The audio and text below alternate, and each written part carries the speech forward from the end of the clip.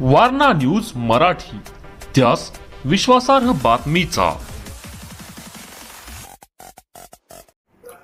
निष्पाप व वेदांत बंडगरची हत्या ही कुठल्याही संवेदनशील मनाला त्रास देणारी आहे, माणुसकीला काळीमा फासणारी आहे. या गुन्ह्यामध्ये जे आरोपी आहेत त्या आरोपींना अटक करून त्यांना शिक्षा ठोठावल्याशिवाय शासन स्वस्थ बसणार नाही.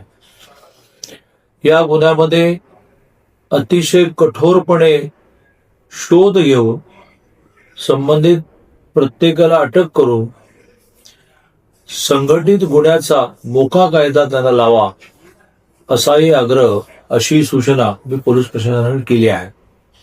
घटनेच्या दुसऱ्या क्षणापासून मी या घटनेमध्ये प्रत्येक पोलीस अधिकाऱ्याशी, प्रत्येक संबंधित अधिकाऱ्याशी बोलतो आहे. हे प्रत्येक वेळेला जाहीरपणे सांगण्याची आवश्यकता नाही.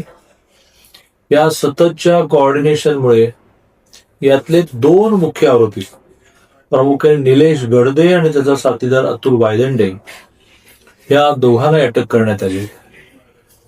3 उरलेले गुन्हेगार जे आहेत त्यांच्यापर्यंत पोलीस लवकरात लवकर पोहोचतील. आता हा गुन्हा जो आहे तो स्थानिक गुन्हे शाखेकडे वर्ग केला आहे.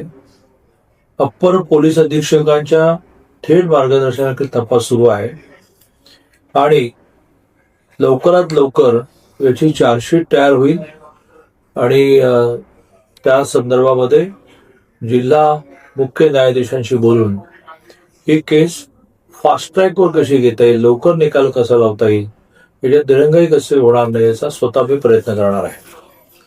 प्रामुख्याने या गुन्ह्याला संघटित गुन्हेगारी असल्यामुळे लवकरात लवकर सगळी कागदपत्र पूर्ण करून मोकाही लावण्याची सूचना मी दिलेली आहे.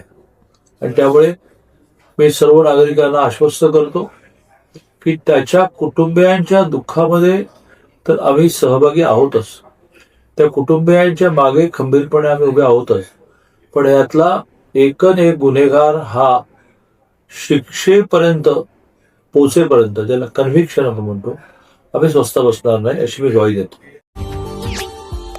Subscribe now and press the bell icon. Never miss an update.